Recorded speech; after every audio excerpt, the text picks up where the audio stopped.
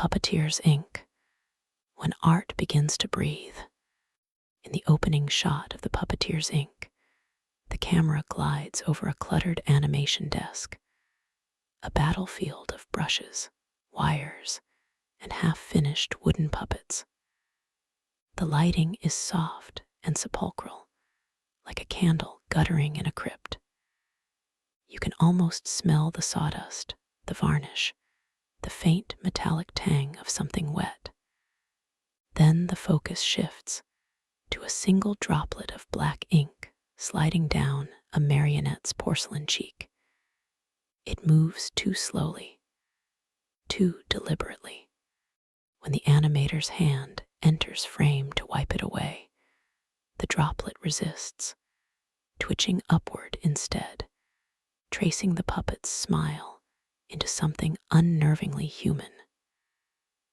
The audience gasps, not because of a jump scare, but because of how alive it feels.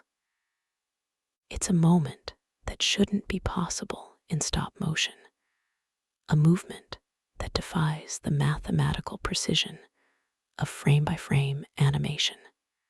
Director Silas Corvin, a former motion designer turned horror auteur, knows that moment is the hook.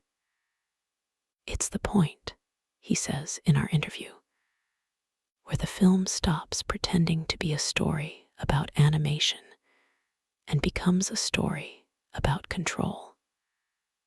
About what happens when you stop being the artist and start being the medium.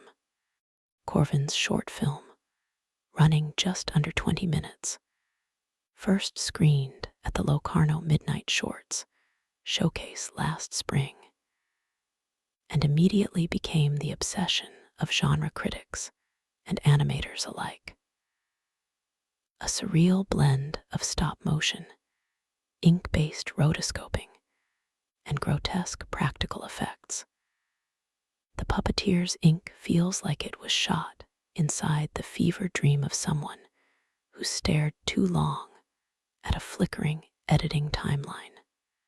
It's not body horror in the traditional sense, says Corvin. It's craft horror, the terror of your tools turning against you, the nightmare of creation.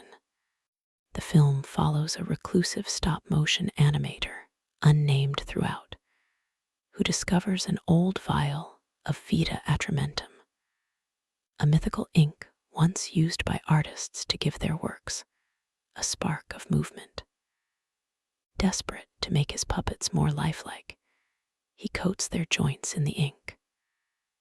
What follows is a slow, tactile unraveling. The puppets begin to twitch on their own. The ink seeps into his hands, and reality begins to smear like wet paint. The story sounds simple, but the Puppeteer's ink isn't built on plot. It's built on texture. Every frame feels hand-touched, every sound handmade. The creak of wood, the brush of fabric, the viscous squelch of ink.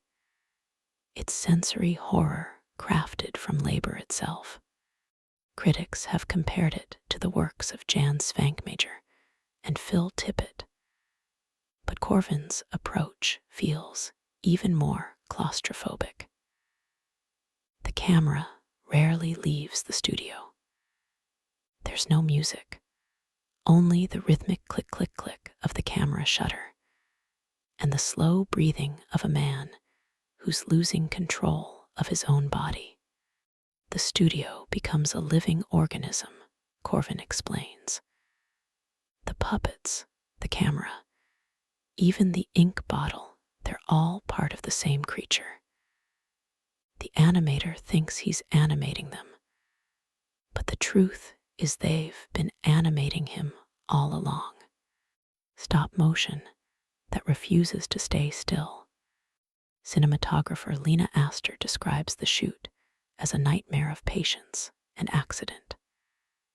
Much of the film's realism comes from its hybrid technique. Physical stop-motion puppets blended with oozing, fluid ink animation.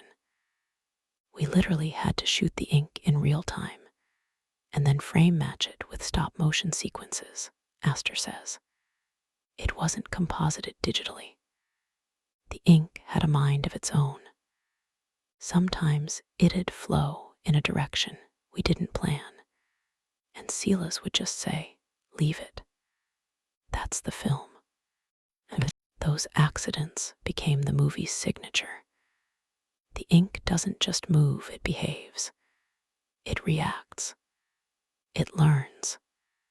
In one unforgettable scene, the animator dips his brush, and the ink reaches back, curling up the handle toward his hand. It's a subtle moment, but it evokes an instinctive shudder in the viewer. It's the uncanny valley reversed, says animation historian Mara Ellison. We're used to being disturbed by things that look human, but aren't. Here, we're disturbed because something isn't human, but wants to be. A horror born of obsession. Beneath its surface grotesquerie, the puppeteer's ink functions as an allegory for creative obsession. The way artists willingly sacrifice health, sanity, and even identity for the illusion of control. The ink is both muse and parasite, granting perfection at the cost of autonomy. It's about the sickness of creation, Corvin says. When you work in animation, you live frame to frame. You start thinking in increments of movement. You stop sleeping. You start talking to your puppets. I just pushed that logic one step further. What if the puppets start talking back? That idea that art can consume the artist runs like a vein through the film's imagery. The ink stains never wash off. The puppet's strings begin to resemble veins.